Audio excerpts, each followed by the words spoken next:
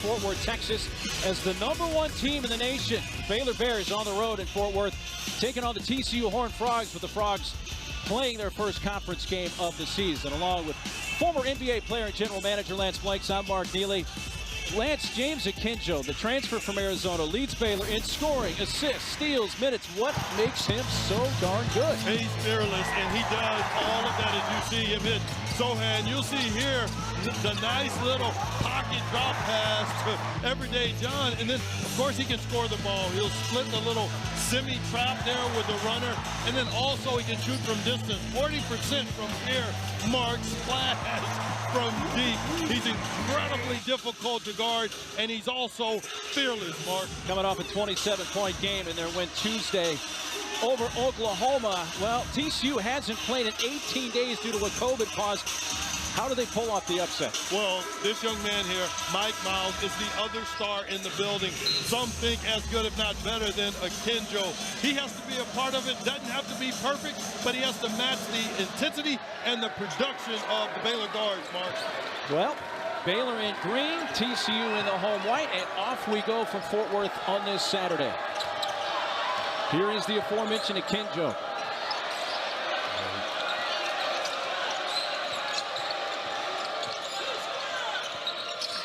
Underneath, Thamba had a partially block, gets it back, too strong, rebound, yanked down by Eddie Lampkin.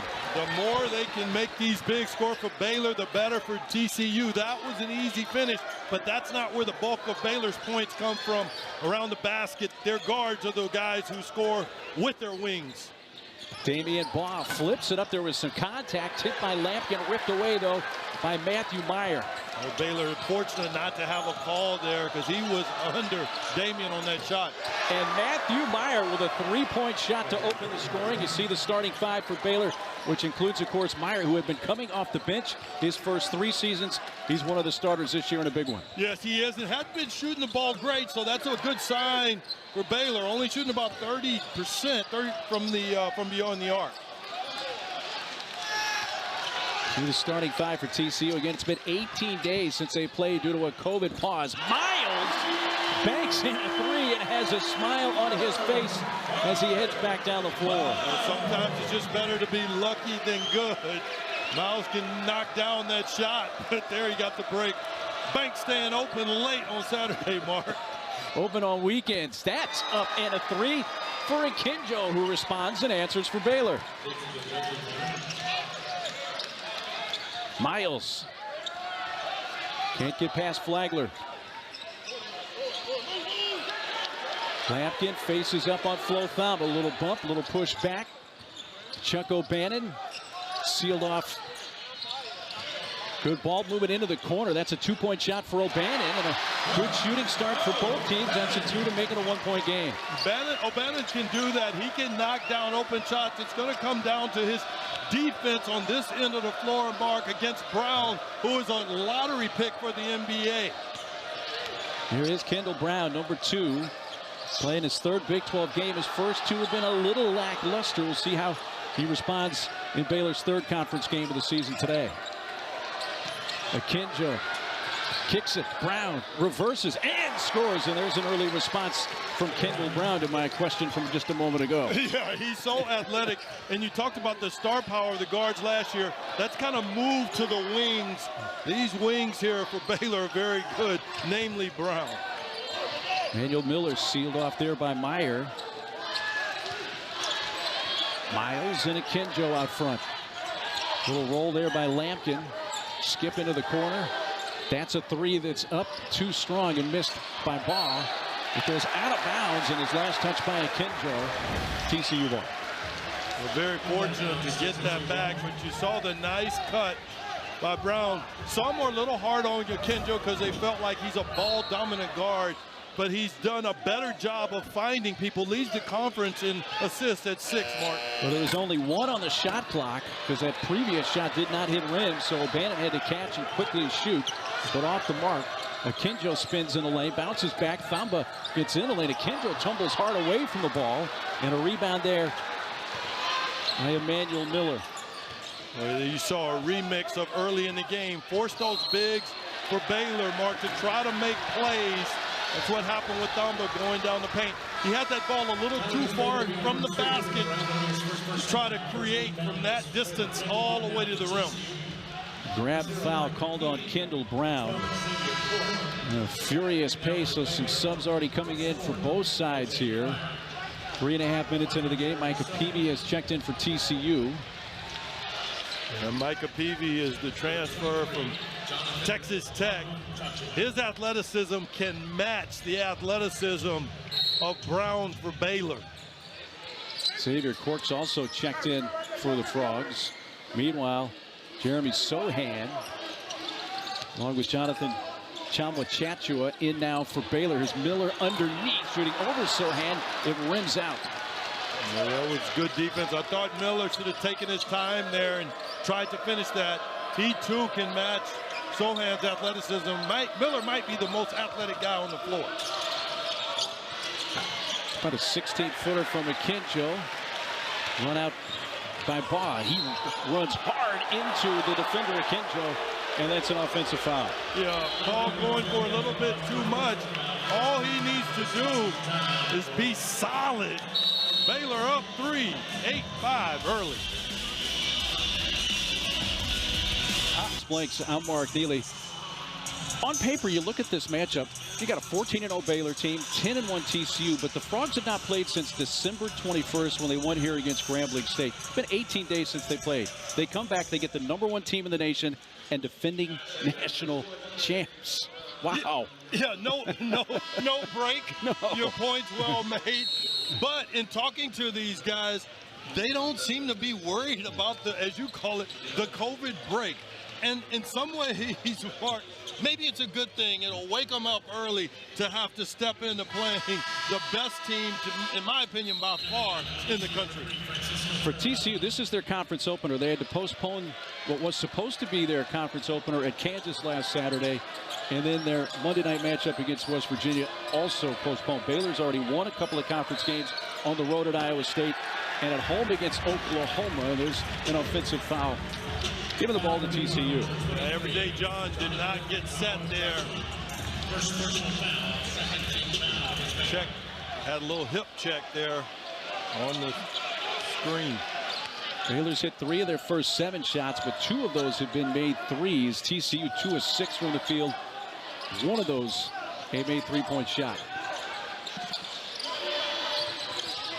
Peavy kicks it to the corner. That's an open 3 from Farabello, just a little bit long.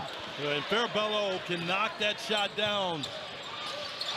Sohan adjusts and scores with the left hand off the glass. Sohan does a great job of getting wherever he needs to be without the ball. His teammates do a good job of finding him. You've got to guard Sohan in transition because he finds open spaces. Catch and shoot 3, and Miles has his second made 3 already today. Well, this is the game to me, Mark. It's going to come down to shot making. I think because TCU is athletic enough to match Baylor, it's going to come down to the offensive end and making shots. Baylor's a team that's been making shots really all year, 49% as a team. Offensive rebound, Sohan, then a bit of a collision there with Peavy. And that's going to go against Peavy. Well, Sohan there, you see the rim run. You get there late, forces you to pay. And then, of course, Miles, you better get up on him because he can knock it down as well. And you think, why is Everyday John taking threes? He's only taken 8 on the year, Mark, coming into the game, or 9 after that, but coming into the game 50% from that mark. And he had never made a three-pointer coming into this year, and suddenly for him to shoot 9 or 10 already at this point of the season is a lot. Yeah, but if you're TCU, you'll take it. That's what you got to live with. Peavy intercepts. That's a jumper from O'Bannon. Meyer yanks down the rebound. Yeah, you have to miss by Farabello there. There in the short corner, the O'Bannon miss. You'll take it if you're TCU. Those are good, clean looks. Here's Flagler, kicks it underneath. That's stolen. Farabello long outlet. Miles ahead of the field for the stuff.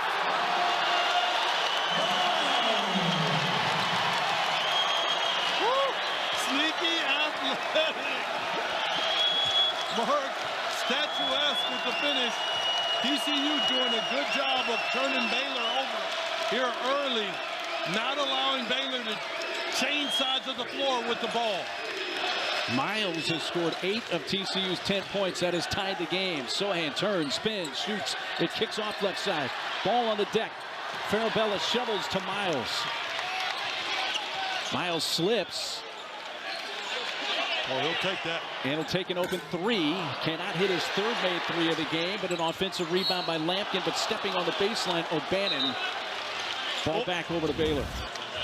Well, you get the turnover. You can't change sides of the floor. There's no one there. And how about turning that defense into offense that quickly? If you're going to beat a championship-level team like a Baylor, you've got to play aggressive. And that's exactly what TCU is doing here early, Mark. They are matching the intensity, and it's paying dividends for them here. 10-all here early in the first. I see Miles 8 points, nearing double figures. He has scored in double figures in every game he has played in this year, including 4 games of 20 or more points. Flagler pulls up, 17-footer, splash. The Flagler just picked up with guys like Butler, Mitchell, those guys left off.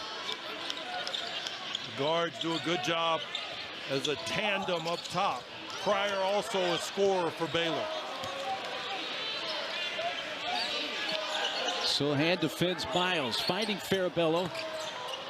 Brown was a little late getting there, but got back in time to prevent the shot. Now Peavy, an offensive foul. Taking the charge was Flo Thamba. Well, Peavy is extremely athletic, but also got outside of his envelope there, Mark, doing more than they need and or he is capable of right now.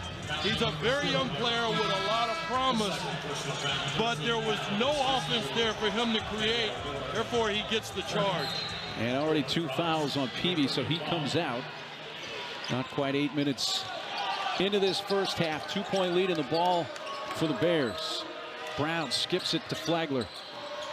Sohan a 3 out front. Rounded out, tipped by Lampkin towards the baseline. He collects it, and Farabello brings it ahead. How about the job Lampkin's doing here early, matching the bigs for Baylor? This is why TCU thinks that they can play with this team and possibly still a win at home against the #1 team in the nation, because they can match up in all 5 positions, Mark. Bannon, step back. Flagler was there. Farabello trying to get past Cryer, leans in. A high arcing shot is off the left side, but an offensive putback not there. Miller, Lampkin battling along with Sohan. It is out of bounds to BU. The athletic level of Miller, he has been extremely too soft around the basket, but this young man hadn't. Miles with the finish. Baylor up 12-10. The 2022 Big 12 Women's Basketball Championship. All session tickets start at just $50 and are available at big12sports.com/buy tickets. We hope to see you in Kansas City from March 10th through the 13th. Here at Schollmeyer Arena, #1 Baylor coming in with 20 straight wins dating back to last season. 14-0 this year, 2-0 in conference. They have the early 2-point lead. And there is the head coach Scott Drew, season number 19, and now with a national title under his belt. Oh, he's been amazing, and there's trusted assistant and Coach Tang. He has also been amazing. I think he needs to be in conversations about getting one of these big Power 5 jobs with the job they've done here at Baylor. Kendall Brown turns, shoots, left it short. One and done that time for Baylor. TCU down to 11.5 minutes to play first half in Fort Worth. Farabello. With their trusted leader, Mike Miles, on the bench, they're going to need their guys to step up here and finish. And Ball finishes off the glass for Damian Ball, the transfer from Memphis. Solid is what Ball needs to be. He doesn't have to do anything special. You saw earlier he had the charge against Akinjo. He's just got to stay in front of Akinjo and be solid on the offensive end. And that's a good day for him against these Baylor Bears. Let your stars be stars. Akinjo. That's a 3. Got it. for Akinjo. Knocks down his second three of the game. Boy, he went into that. I thought Garabello got caught on his heels. Late clock like that forced Akinjo to have to drive and make a play. Back to a three-point lead for Baylor, 15-12. Lampkin finds Baugh. Threaded that bounce pass somehow along the baseline to O'Bannon, who finds Miller out front with a free throw line, who drops it in for Emmanuel Miller. Yeah, Miller's got to be comfortable in the paint.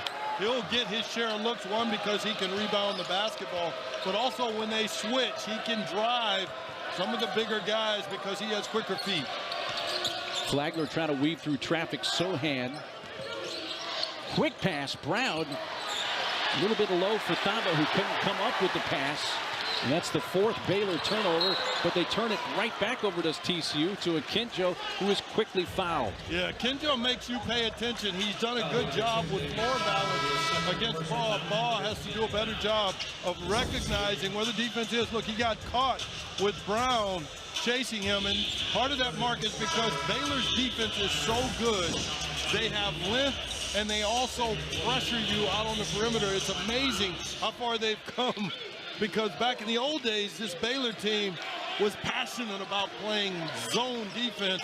Now they're one of the best, if not arguably the best man-to-man defensive team. You don't see him play a whole lot of zone these days. Cryer off with the three. I think you saw Baugh on the bench for TCU. He has two, so Baugh and Peavy each now with 2 fouls for TCU. Loose ball picked up by the Bears.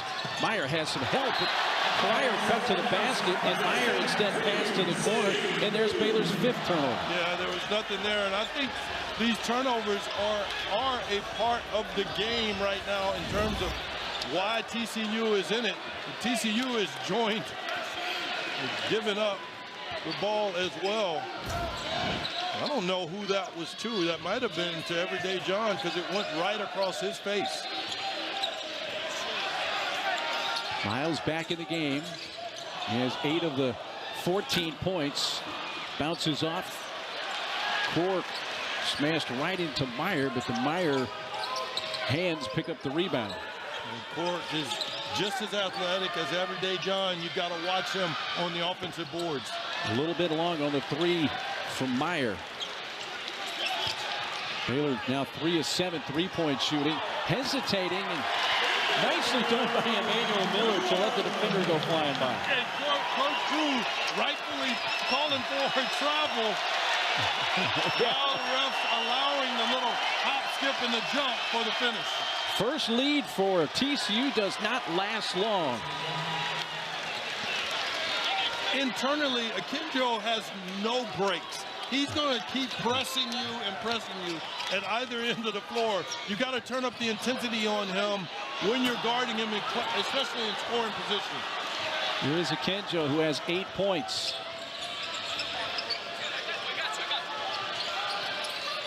Shoots another three, and that's double digits already in the first half for Akinjo, who knocks down his 3rd three. Timeout, Jamie Dixon at TCU. Well, it's starting to look a little bit personal because TCU had the lead, and then he turned it up. Ooh, he's special. Baylor up 2016. There's a man on the court, and he is hot. He's on fire. His name is James Akinjo. There he is with the finish.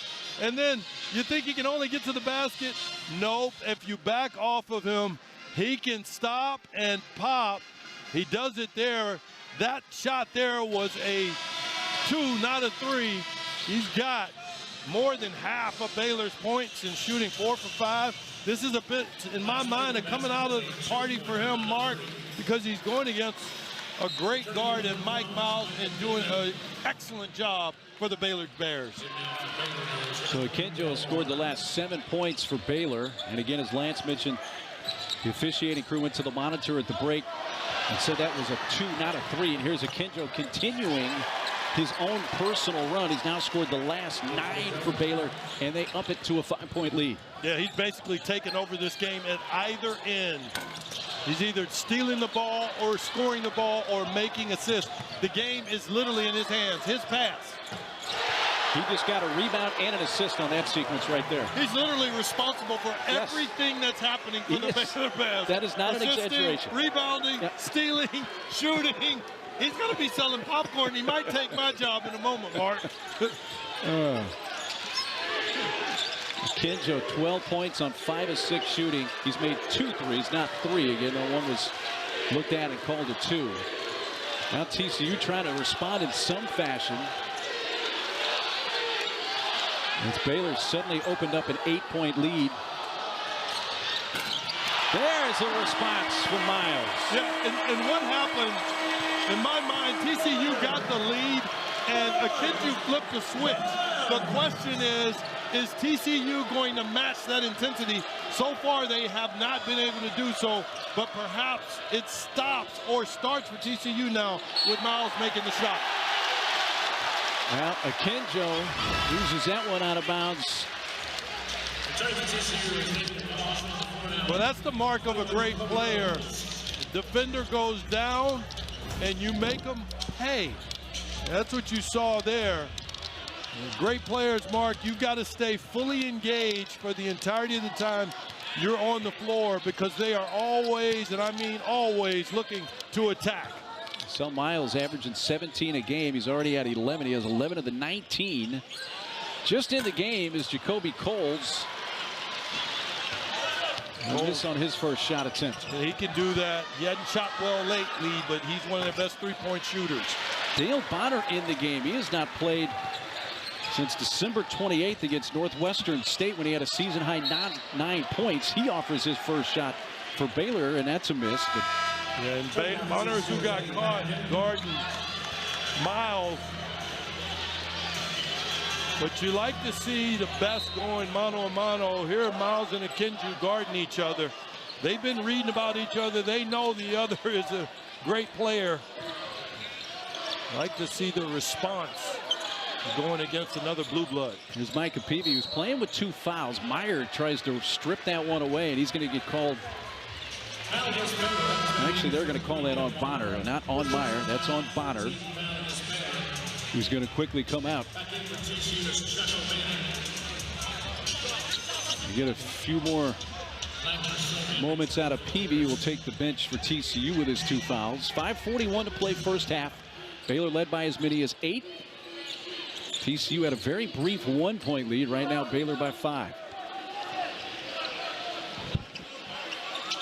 You got to treat Akinjo a little bit like a defensive back sometime, Mark, because he's been coming up with so many steals.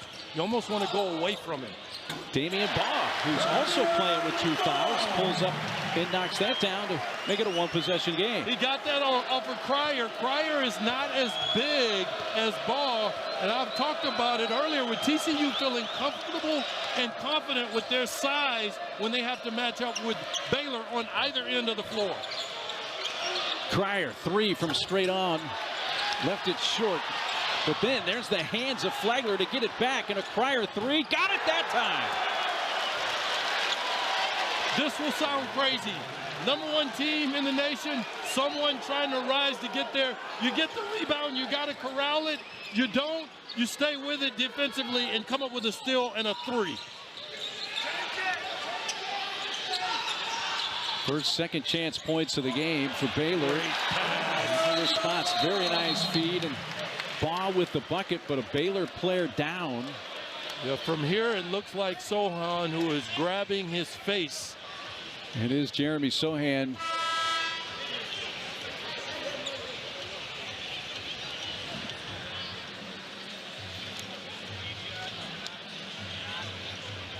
Dave Snyder, the athletic trainer, comes out and, as you can see, working on the left ankle area.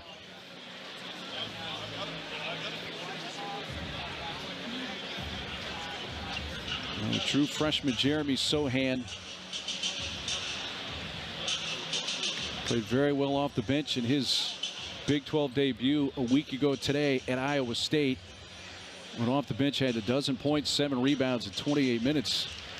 Didn't miss a shot, 4 for 4 from the field, but he's not going to put any weight on that left leg at all. Hate to see that. Oh, you do. He's such a good player and so important. Oh, he stepped right on the left foot of Everyday John. Ooh.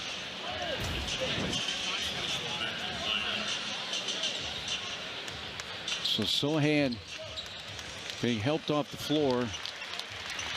And again, not putting any weight at all on that left leg, that left ankle.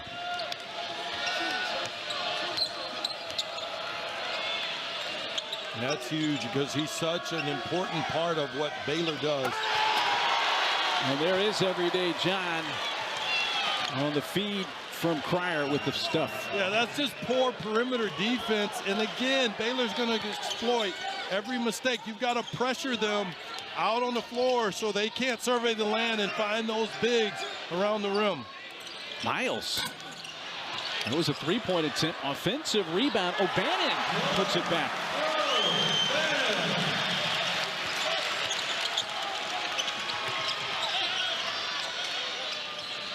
Kick to the corner. Three on the way. Missed by Flagler. Catch and shoot three. Well off the mark that time from O'Bannon. Yeah, I like the aggression, though. TCU is not playing to be in this game. They're playing to win. Meyer, that one off the front rim. Offensive rebound. Cryer says, well, I'll put it up from that spot. He goes a little long with the three.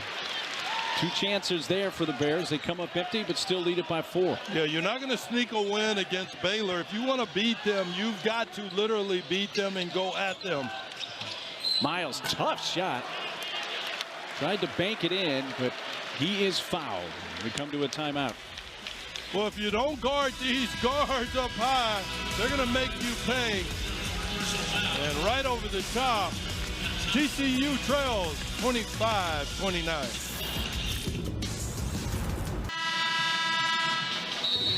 Hey, if you haven't already, check out the ESPN Plus docuseries Our Time, Baylor Basketball, and follow the Bears' women's and men's programs in their season-long quest for a national title. It's already premiered a couple of nights ago, exclusively on ESPN Plus, with new episodes dropping every Thursday. And I watched the initial episode last night. There's a great scene, Lance, where Matthew Meyer goes to the barber and he gets the mullet cut and he gets the trim above the ears. It's worth the 17, 18 minutes that show runs just to watch that. Worth seeing. You know what? I'm going to tune in for that alone. It's worth it. Okay. First free throws of the game. And Mike Miles, who's been an outstanding free throw shooter. Nobody better.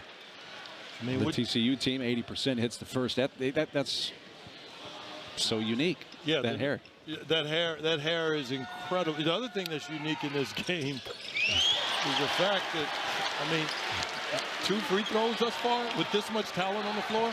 Yes, that's a little bit of a shocker. Lob too far for Brown. Flagler is too strong with that. Floater. Mike Miles Jr. I tell you what, partner, we have got a battle. It's not mano a mano, but it's close. These 2 point guards with Kenjo and Miles. Oh yeah, they both.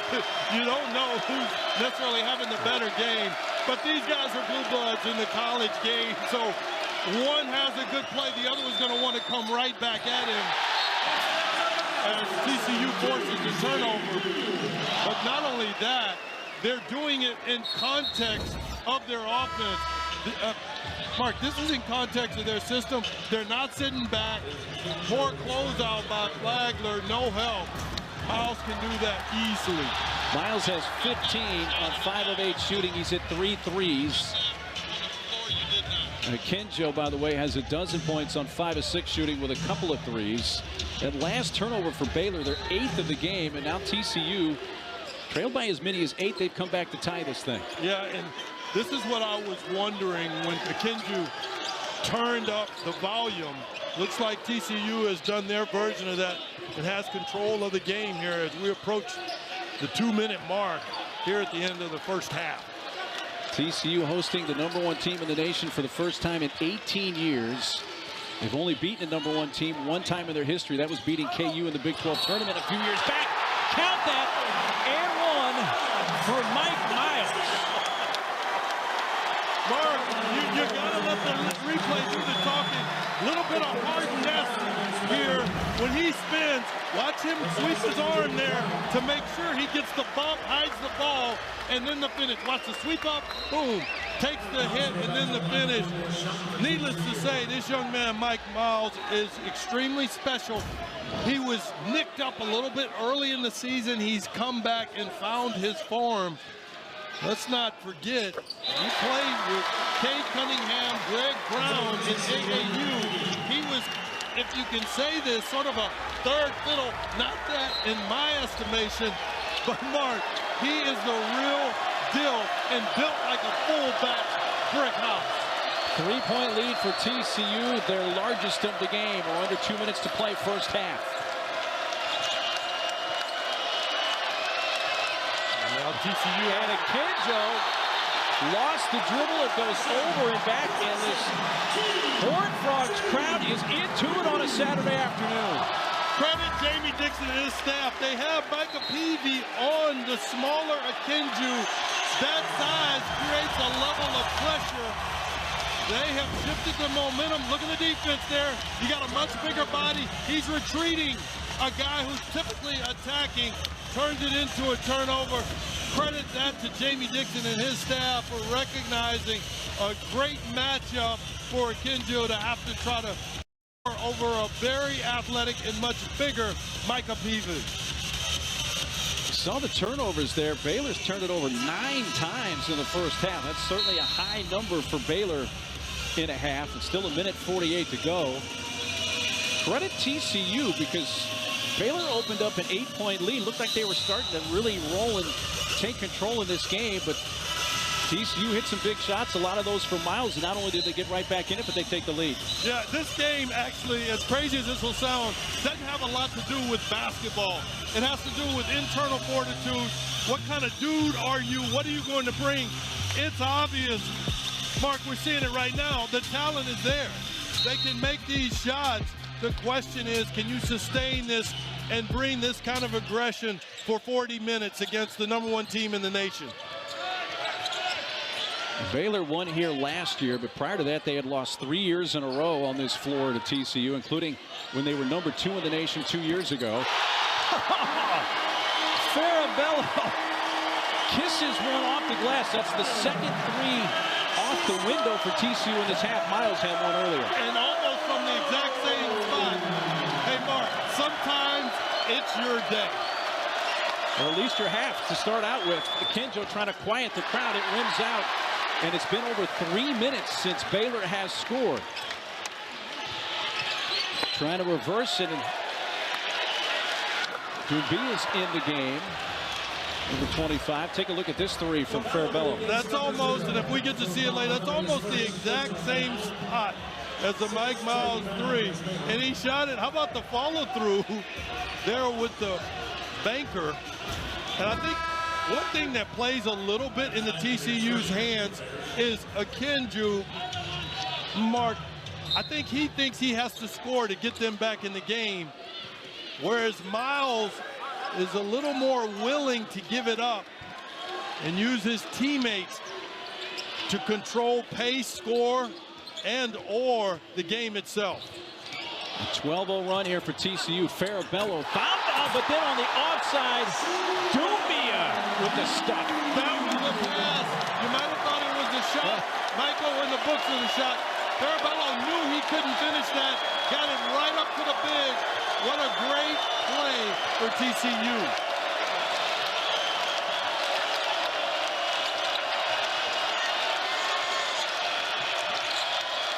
Flagler ends the drought that had gone over 3.5 minutes for Baylor. What a big shot to stop the momentum. The roof will come off of this building here if TCU gets a basket, Mark.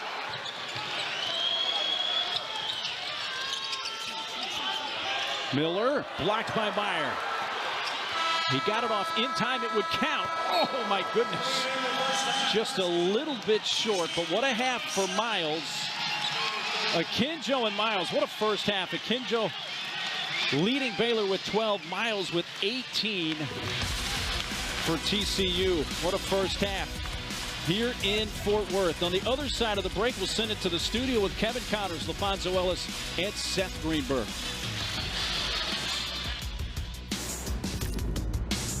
Team in the nation, the Baylor Bears, who come in having won 20 games in a row, trail it by 6. We get ready to start the second half. Take a look at some first half notes. We mentioned Mike Miles, who, by the way, his career high is 28, which he's done a couple of times, most recently this season against Utah. He has 18 in the first half. TCU went on that big run, 14-2. Each team had an 8-point lead at one point in the first half. And this 6-point halftime deficit, the largest halftime deficit for Baylor. Again, the only other time they've trailed this year was at Oregon when they were down 4. Came back to win by 8. We did, by the way, just get some word from the Baylor training staff.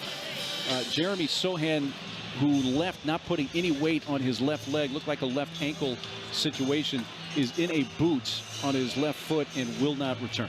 Yeah, that's really sad to hear and or see, not only because of what he means to this ball club and their production and success, but also with how good of a ball player he is. So you never want to see these guys have to go through this. Hopefully it's not something that'll be long lasting, but certainly, Mark, not the kind of image you want to have of a college athlete, particularly of his caliber. I think that was Alvin Brooks who was in the ear of Akinjo. What do you think was the message he was giving to Akinjo there as we get ready to start this second half? Well, I just think it was a repeat of whatever the game plan was, which I've got to believe had to do with a lot of aggression. This young man, he plays what I call chip. He plays a little bit with a chip on his shoulder as if he has something to prove. And I say that in the most complimentary way. That's a good thing. So I'm sure Coach Brooks was enforcing that. He does that with these guys. He's known as one of the best developers in college basketball, not only here at Baylor. You've seen it with Jared Butler. You've seen it also with Damian Mitchell and a number of guys who have come through this program. His dad, Coach Alvin Brooks, is the head coach at Lamar, so he has basketball in his DNA. Speaking of which, that man there, Coach Drew, talking to him today, I asked him about why the success. He talked about Brooks, he talked about Tang, he talked about his whole staff, and the continuity, Mark, that they've been able to establish is what's created this success. O'Bannon 3 good, and TCU picks right up where they left off in the first half, and now have their largest lead of the game of 9. Mark, it's a game of dare. Baylor comes out in a zone defense, and TCU dots the I with O'Bannon doing what he does, which is knock down shots from beyond the arc. Akinjo short, and Meyer just picked up a foul as he knocks Emmanuel Miller to the floor. I want to repeat something I said in the first half that I have a concern about, and that is Akinjo feeling and thinking he's got to get it done and carry the team on his back by making shots. He can carry the team, but there are other ways than just to score because they need his leadership, which doesn't necessarily mean score the ball. Wow, Meyer just takes it away aggressively, taking it all the other way and rolls that one in. Well, he willed that defensively and offensively. Good job, though, I thought, by TCU of not getting caught up in a foul. They were going to do it early. So let him have the bucket and come back aggressive on offense. Miller, offensive board, O'Bannon. Flo Thomlin clearing that time. Here comes Akinjo. Catch and shoot, 3, Flagler, got it. Well, that's what Flagler does. He knocks down shots. You saw he gave it up early to Akinjo. When he does that defensively, you've got to find him in transition, that being Flagler, because his thing is catching and making shots, particularly from Akinjo. Oh, my goodness. Miles from the corner. A chance for a 4-point play. Boy, this is danger time for Baylor, and the reason is they have a dude in Mike Miles. And when a dude gets hot, Mark, sometimes they're unstoppable. Sometimes you can't put out the fire. Sometimes the fire department just says, let them burn, baby, burn. So they need to get him and get him quick, or this thing can get out of hand, because this young man can make buckets, Mark. He said let it burn. I guess the line before that in the song is the roof is on fire. Yes, the roof is on fire, and the roof has Miles Jr. on the back of the jersey. He does finish off a 4-point play. 22 points for Miles. He's now hit 4 threes. Brown stumbling, trying to keep his dribble, just rolled it towards Meyer, but I think Miller may have touched that. Antonio Petty was the sideline official. We're getting another look here. Yep, it hit the back. Yeah, Coach got him in the foot. Yeah, it hit it right there. You saw the ball change the direction off of Miller's foot. I thought it was the right call. Coach Dixon came over, asked us, was it legit? And the C's partners. Left-hand layup there for Akinjo. I think TCU has to be careful also on the defensive end. They've got to raise the level. They got given 2 easy layups, that one by Akinjo, and then, of course, by Mayer. You've got to contest them at that end of the floor. Speaking of contest, he's on fire. And how about Coach Dixon and his staff and the players doing a great job of giving Miles space to work. They put Meyer against him, but right now he has total control of this game.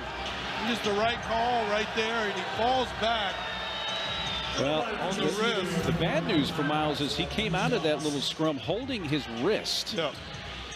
Yeah, shooting wrist as well. Yes, and Jerry Pollard, the official, some great officiating from one of the great officials in the game, gives him a moment to kind of say, hey, are you all right? All right, here you go. Yeah, we'll find out pretty quickly. And he's short. He had hit his first 4 free throws. So we'll have to keep this in mind here at the 17:52 mark when Miles is just rolling along with 22 points. Yeah, and that didn't look like an all right wrist. I mean, he almost didn't touch the rim on that. And he leaves that one short as well. Yeah, he needs a sub. And he's motioning towards the bench. And he needs a sub to come in. So that looks to be a game-changing incident that occurred on that last foul that banged up the shooting wrist. Akinjo. Brown got it on the putback. Yeah, that's huge. The miss and putback, and then of course potential Miles sub. He was calling for a sub, but I don't know if the staff didn't see it or nobody's come to the table. Nope. But he gave a look as they came down the floor, and I think he thought there was going to be a sub coming in, but there has not been a dead ball. He drives, missed the shot, and then Court, the second opportunity was not there as well. Good ball movement. Cryer got it. Timeout, TCU. The thing about Baylor that they'll do to you, Mark, they will make every needed and big shot. They never lost their poise. They're back in the game. TCU leads 44-43 early in the second. At the 7-0 run now for Baylor's made it a game, but here's the play. Mike Miles a few minutes ago banged up his right wrist, his shooting wrist, went to the line, and an 80% foul shooter left 2 free throws short. During this last timeout, went to the end of the bench. They were giving him a few tests. The training staff, they have wrapped up the wrist. Looks like he's going to give it a go, but no question, Lance, we're going to have to watch from this point forward how effective Miles is, because he has been absolutely dynamite up until this point. Yeah, and it looked like he came down kind of funny on the wrist with the Matt Mayer foul. And it also looks like he wants to give it a go, come back and try this wrist out. But not only the missed free throws, he also had a drive for a layup, and that ended up going off the backboard, didn't even touch iron. So you really hope and pray that this young man has not injured himself to the point where his day is done, Mark. He is staying on the bench for now. They got Farabello and Baugh in there in the backcourt.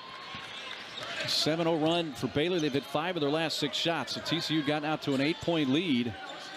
And Baylor bounces right back to make it a 1-possession game. Akinjo on ball. Some help defense. Chalma Chachua, ball loose on the floor. Flagler has it. It's tied up. Possession arrow for Baylor. Baylor ball. Well, that started with Ball's pass from the top. There really wasn't a lot of opportunity scoring-wise there on the baseline. Like in football, throwing into coverage, if you will. Well, Miles comes right back in the game. So at the 16.5-minute mark, shaking that right wrist.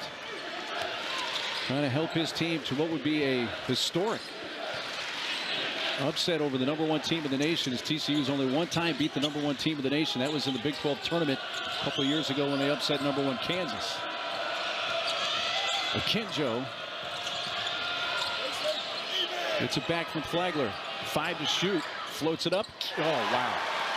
The degree of difficulty on that shot much higher than it looked as he kissed that high off the glass. Well, you called it. Took the words right out of my mouth.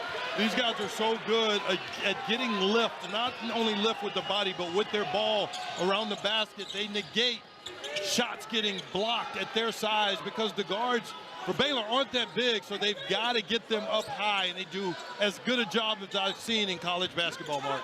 Ball trying to get it over Everyday John. Another offensive opportunity with just 1 to shoot, and he didn't get it off in time. A shot clock violation. Baylor has come back to take the lead. TCU now a 3-minute scoring drought as we come to our first media timeout of the second half.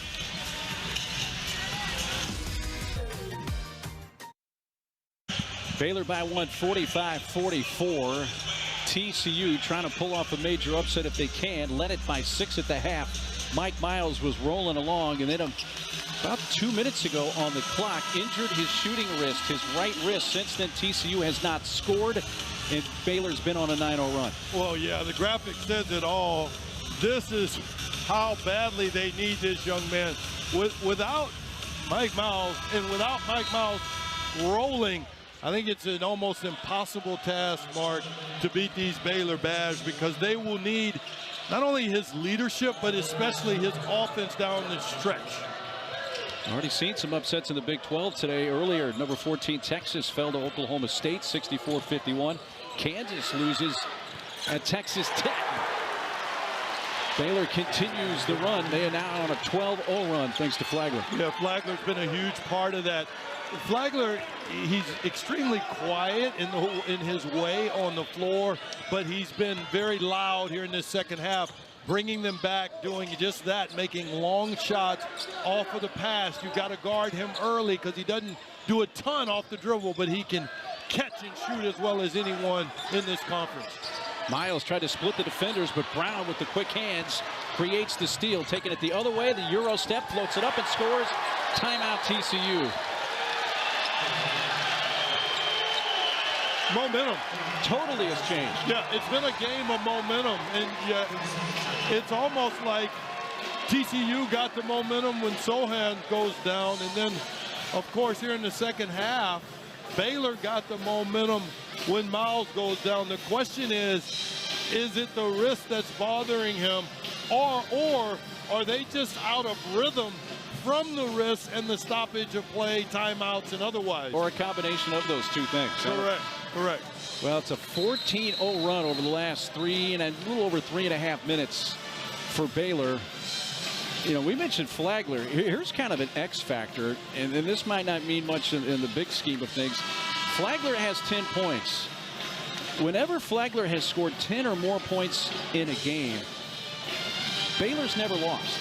They're 23-0 when Flagler scores 10 or more points in a game. He's got 10 right now, but he's been a relatively small part of that 14-0 run for Baylor to take a 6-point lead. Yeah, he has, but the timeliness of his shots are critical. Of course, the threes, and then also being a threat at all times on the floor. With Akinjo, Cryer, and Flagler, any one of those guys can score the ball, Mark. Well, TCU, which has turned it over their last 3 possessions prior to this, almost turned it over right there. Yeah, and what TCU has mostly lost is their aggression. A lot of it was coming through Miles early in the second half, but other guys have to step up. O'Bannon, obviously, O'Bannon Jr. can score the ball. Peavy needs to stay in his envelope, but he too needs to be aggressive on both ends of the floor. Late shot clock. Peavy comes down with it, shoots a three. Brown the run out for Baylor. Catch and shoot three. Got it. Guess who? Flagler, who now has 13. Yeah, we just got through talking about it. The memo isn't getting passed around for TCU. This is a #1 team in the nation. You've got to find Flagler. He's one of their best shooters. What he does. Miles too strong with the three. Offensive rebound. Lampkin. Bounce pass. Ball is stuffed. And there's the first points for TCU since Miles injured that right wrist. Well, that's good to see for TCU because they had all but went dead.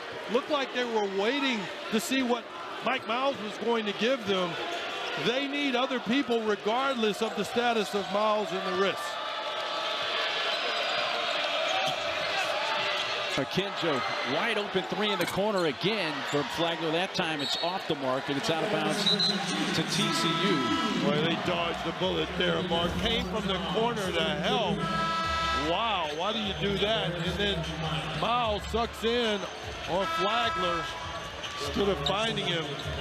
And then, of course, the great cut ball with the pass from O'Bannon. Well, these next few possessions, Lance, seem to be crucial for TCU because let's admit it, it's been a complete personality change since that 17.5-minute mark when Miles injured his wrist. Moments before he injured that wrist, TCU looked like a team that was believing they were going to upset the #1 team in the nation. That's changed here in the last few minutes. Oh, yeah, they always had a 10-point lead, and then every time that they've done that, TCU has gone up. Baylor has responded in an aggressive way. The other thing is that Akinjo has been pretty quiet, and I think in large part because Micah Peavy has done a great job shutting him down defensively. Domba can't handle that hot pass. It's a turnover, and then Cryer coming the other way. Bumps Peavy, who threw it up there, got it to go, and maybe this is what's going to reawaken the TCU offense. You tell me this isn't a prize fighter's fight. How about Micah Peavy showing the strength and athleticism? He takes the hit and boom, throws it up. But that was a mistake by Cryer.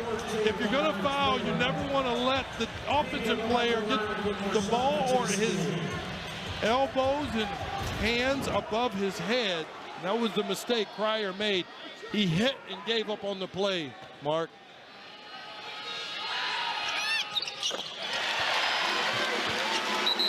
Free throw good, three-point play. We've got a little issue with the shot clock. John Higgins points it out. Now they take care of that quickly. Well, now it's back to a 4-point game. TCU trying to get their crowd back into this.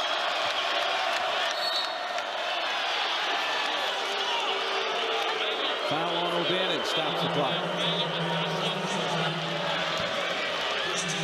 Yeah, we're gonna check some record books here, Mark.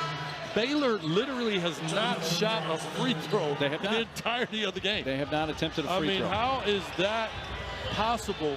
The #1 team in the nation. Part of it is how many jump shots they shoot and how good the jump shot shooters are. But wow, not one free throw. Akinjo, short. Thamba, back out. Cryer, 18-footer from Cryer's off the back heel. Long pass. Peavy going to the rim again. And maybe Michael Peavy is the answer right now for TCU. Well, he's doing what he does. He hasn't necessarily taken over the game, but he's being an athlete. Athlete guarding Akinjo. Athlete getting hit and finishing. Athlete running out. He needs to stay in that box, Mark, if you will, and he can help this TCU team get back in this game. TCU's gone on a 7-0 run. It's been about 2.5 minutes since Baylor has scored. A block by Doumbia, but a foul as Bonner was going to the rim. As TCU found a new offensive threat. Well, possibly. But I tell you what, TCU is showing they're not going to die. Michael Peavy is showing up in a huge way. TCU down 2.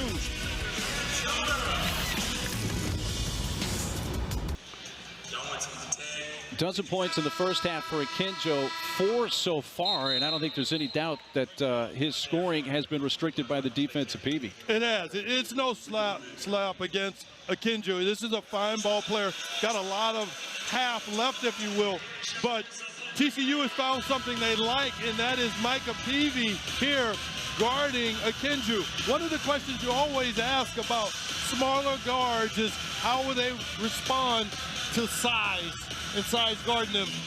Thus far, the size is beating Akinjo.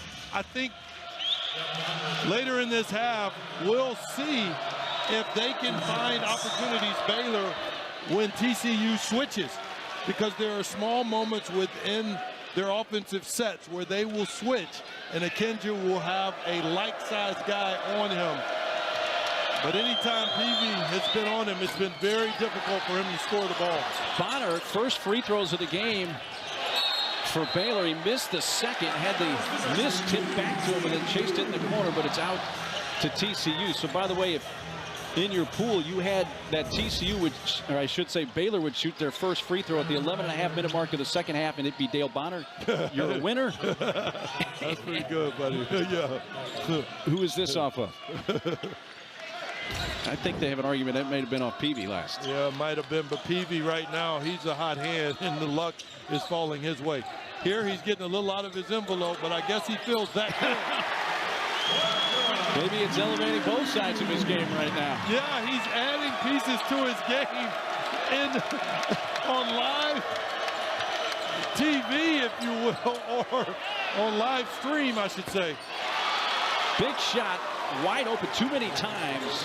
They have left Flagler wide open. He will make you pay. You can't rotate off of him. You've got to take him out of the rotation or pre-rotate. He's too hot right now, Mark. Miles took a hard tumble. Keep in mind that right wrist has been an issue most of the second half. Miller ran right into Chamba Chachua, and that creates a travel and a turnover. Well, the pressure is what created that. And then also forcing a big Suleiman to make that play. But how about Brown going downhill? That ball is just hopping and popping. Akinjo made the final pass, but I thought the hockey pass that Brown made from the interior was what created the easy look for Flagler. Flagler, there wasn't a ton of room, but there was certainly enough between him and Doumbia to put up another three. Yeah, and there's really not a whole lot of pressure that he's having to deal with. You've got to get up in him and force him to drive. He's just either catching and shooting or going to spots and knocking down shots. Watch the ball screen. Good job, and the big doesn't step up to help Micah Peavy. Flagler knocks it down. That big has to step up a little further and force Flagler to either have to dribble, drive, or get the ball out of his hands. He's now the leading scorer for Baylor. Flagler with 19, Akinjo with 18. And Flagler, look at that. He's made the last 9 field goals for Baylor. Open three, O'Bannon.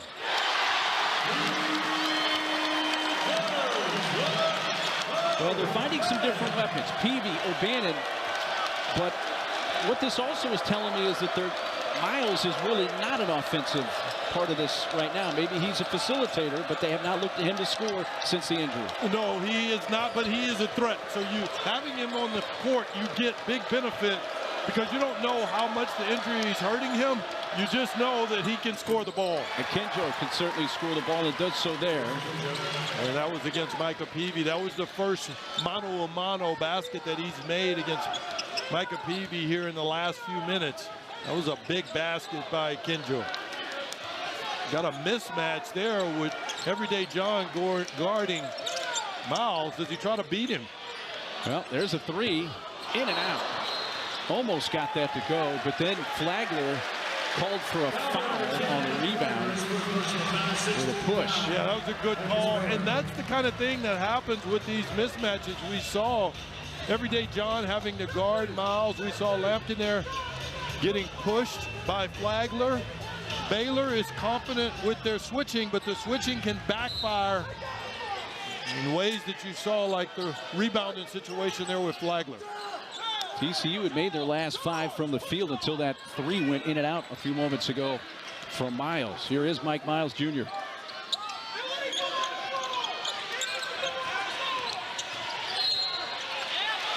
Boy, that's a good job by TCU forcing the action. You saw Everyday John there switch out hard on the guard.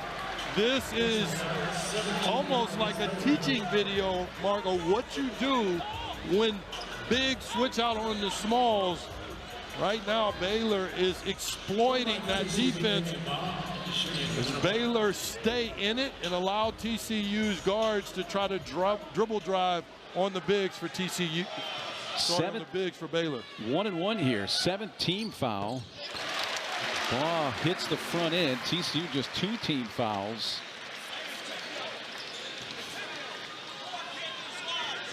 Number 1 Baylor, winners of 21 in a row, coursing the defending national champs, number 1 in the nation. We're going to bring Pryor and Thamba in. By the way, Chalmers Chatchua, that foul was his 3rd. He comes out. And see, I think right now TCU has to go on the attack and force Flagler to be more of a point guard than I think he naturally wants to be, especially with Akinjo going to the bench. Brown, quick pass, Pryor. Nice defense by TCU, helps create a turnover, but a long pass for Peavy, too far. TCU got what they wanted. Great defense and a stand and a turnover, but they go for the home run ball and turn it right back over. Well, yeah, they do. But if you're going to make mistakes, you want them to be aggressive, and that's what that was. But I think that turnover came behind Akinjo being on the floor. And guess what, Mark? Right back on the court is Akinjo. So he sat for about 20 seconds. That's right. He sat for 1 turnover. And he's just almost a safety net having him out there. You feel more comfortable making plays. Peavy fouling Brown going to the basket. Peavy picked up 2 fouls very early in this game. Had done well playing without fouling until that. That's his 3rd. Yeah, and then got to leave him on the floor, though, right now because of his defense. Right now, it looks like Miles is calling off a sub for himself. Well, Farabello is going to come in. He's going to take Peavy's spot. Nice minutes for Peavy in the second half. He has 7 points, 3 of 4 shooting. Second free throw good for the true freshman Kendall Brown, making it a 5-point lead.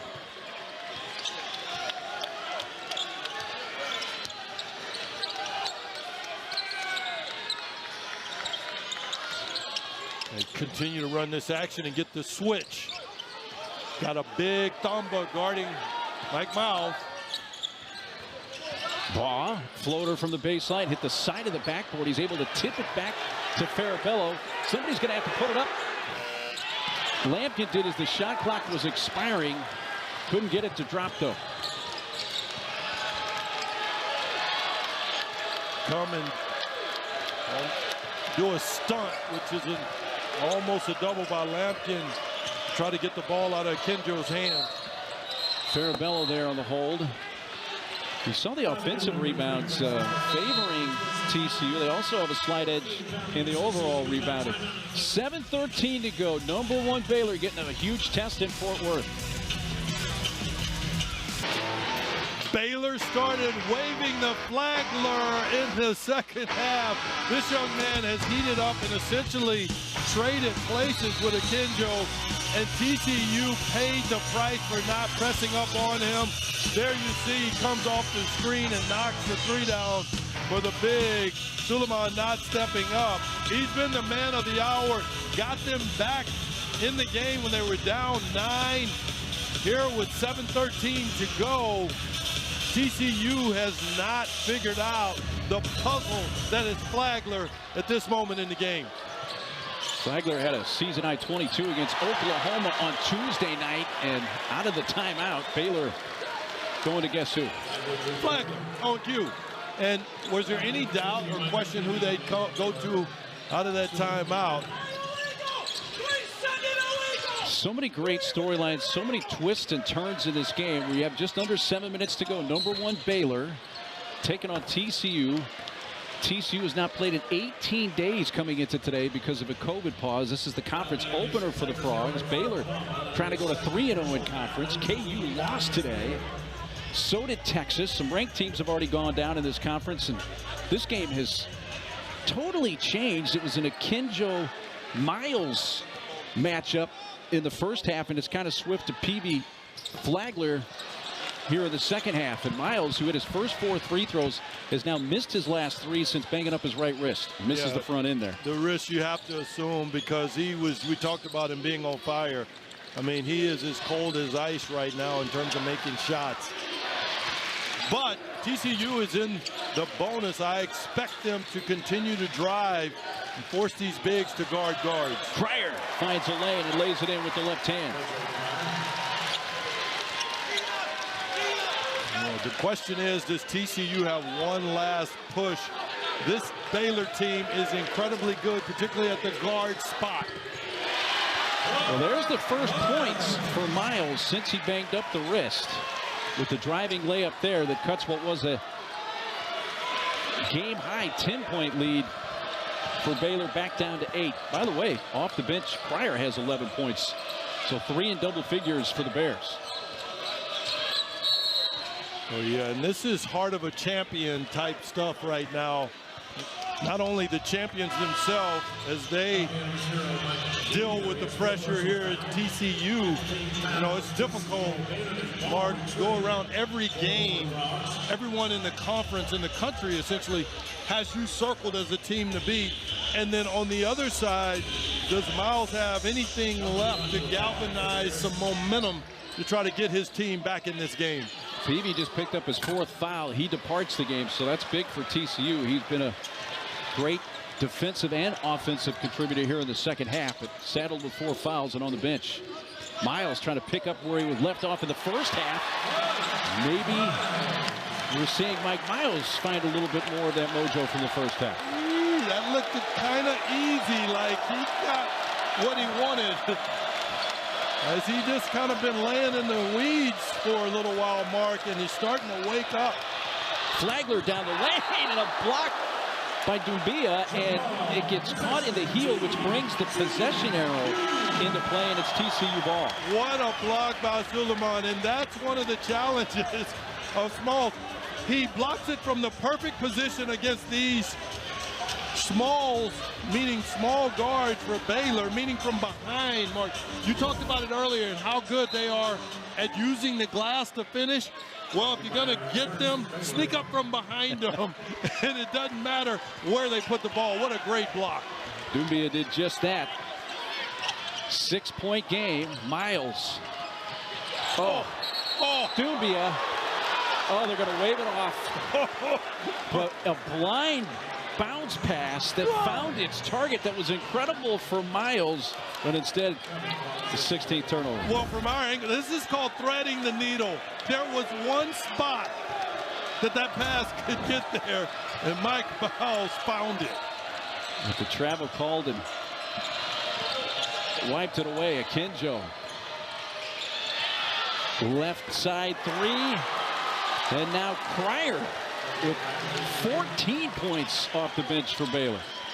And Baylor going home with the small guards. And when I say going home, taking it all the way down the stretch, heavily relying on these guards to get it done for them on the offensive end. Lead back up to 9. Miles goes down hard.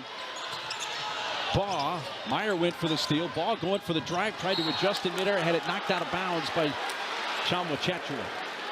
And you only got 4 seconds on the clock. You've got time to catch and create something. I look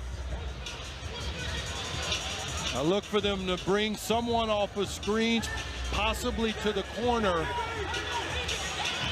to get a clean look. Baylor's going to use a timeout. That'll leave them with 2 remaining. TCU just 1 left with 4:12 to play. So we'll take a timeout with them. 9-point lead for top-ranked Baylor. There's been so many great plays in this game. Mike Miles was unbelievable in the first half, Lance. He was sensational going at it against the Kenju. And then, of course, the injury there on the Mayer foul goes to the bench, and all the air came out of the building. But of late, the champion has reached deep down in his heart. You saw with the finish there. Now he is beginning to attack. Well, you and I aren't medical professionals, but I think it's safe to say there's no question his game has been affected by the injury. Certainly. And you and I we don't have a dog in the fight here. Just being a pure basketball fan, I feel a little cheated. I feel very cheated not to know what the outcome of this game would have been had Mike Miles been healthy all the way through it. Yeah, and I want to add to that. And also with Sohan on the court, I would love both of those players. Sohan, who got the injury early for Baylor, looked like he stepped on a foot with an ankle, and then, of course, the wrist situation. So you want all guys healthy in a situation like this. Great point. We should include Sohan in that as well. Shot clock was about to expire there, and Baylor got the stop anyway. It's not over. Still 4 minutes to go, but Baylor has the ball in a 9-point lead. Oh, yeah, and this is a championship caliber team. And we talked about it earlier. They're making you pay when you make mistakes. I think one of the mistakes has been not pre-rotating or leaving Flagler too often on the offensive end. Been a relatively quiet day for Meyer with 5 points, but great defense there with the hands to deflect it to Akinjo. 18 TCU turnovers. Yeah, and that's called floor balance, getting back. Balance meaning you got some offensive guys maybe around the basket, but your defenders get back and don't give up easy shots. Akinjo has done a great job of that all night long, or all day long, I should say. There he goes on the drive and lays it in. 20 for Akinjo. Flagler has 22. Cryer 14. Those have been the 3 big scores for Baylor. Miles still leading TCU with 26. Most of those came in the first half. 18 did. O'Bannon and Baugh each have 10 for the Frogs. Miles, he and Akinjo giving us a little bit more of the drama we saw in the first half. O'Bannon 3 off the front rim. Offensive rebound. Miller back up. Could not get it to fall. Well, that's who he is. He's their athletic guy, can out-hustle people. And we saw a similar poor finishing by Miller in the first half. He's got to clean that up because he's more than athletic enough either to go up and dunk that, or just finish it at the glass. Akinjo off the back rim. Flagler the offensive rebound, and Peavy just fouled out with 2 minutes and 15 seconds left. But there was a point in this game, in this second half, where Peavy really in many ways got TCU back in the game, not only in the scoreboard, but emotionally. Yeah, the emotion was, of course, the Miles Jr. injury, or what looked like an injury of the wrist. But Micah Peavy, this is a good sign as you look forward. And I'm not saying this game is over. I'm just saying in general, because they will need his athleticism going through this conference. Let's not forget, Mark, this team has only lost 1 game. Right. This is a very good TCU ball club playing against the best team in the nation. Only loss came to Santa Clara. Came in at 10-1, and TCU winners of 7 in a row. Of course, Baylor 14-0. 20 in a row going back to last season in the national title. Kendall Brown finishing that off with the flush. Well, and that's why you say, like, what talent means to a team.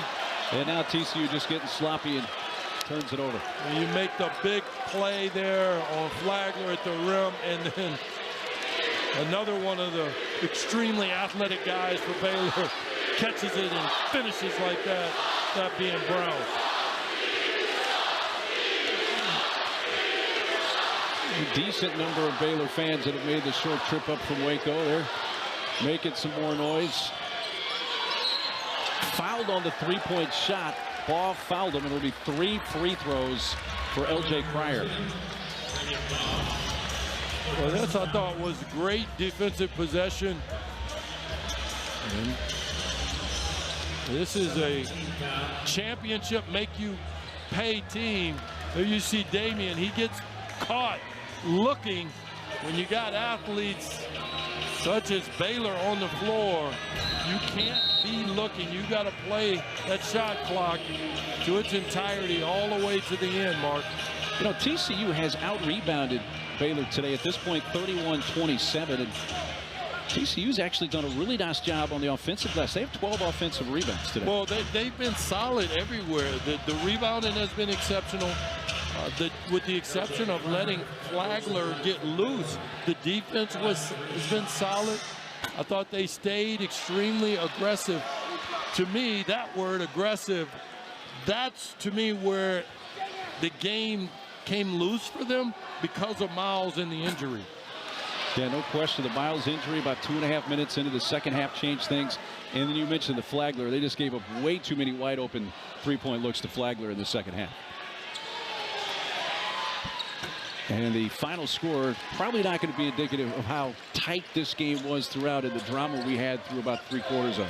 Yeah, just a great college game.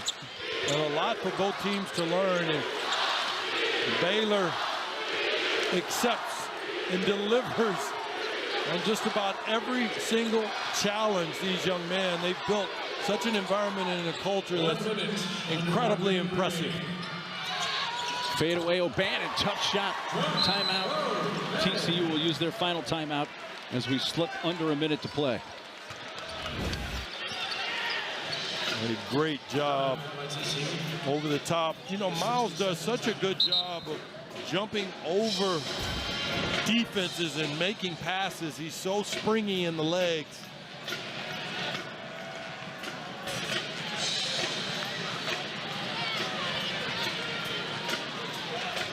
A reminder, tickets on sale now for the 2022 Big 12 Women's Basketball Championship. All session tickets starting at just $50 and are available at big12sports.com/buy tickets. We can't wait to see you in KC March 10th through the 13th.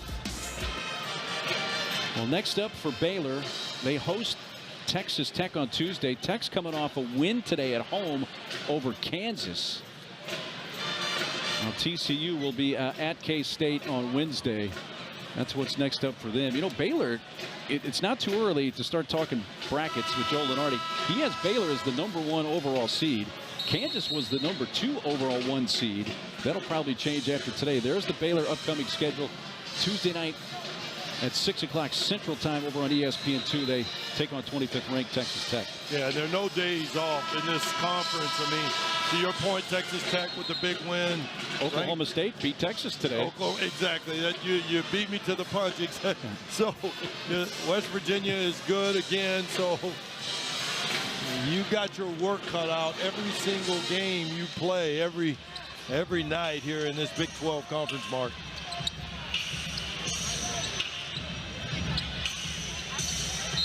Well, the high water mark in this game for TCU. They had a 9-point lead at 40-31. And certainly the Miles injury about 2.5 minutes into the second half changed things for the Frogs. TCU is going to fall to 10-2. They'll see their 7-game winning streak and they'll drop their conference opener. Baylor's going to improve to 15-0 this year, 21 straight wins dating back to last year. Flagler rounded out on the 3. And Baylor will improve to 3-0 to start conference play. Miles.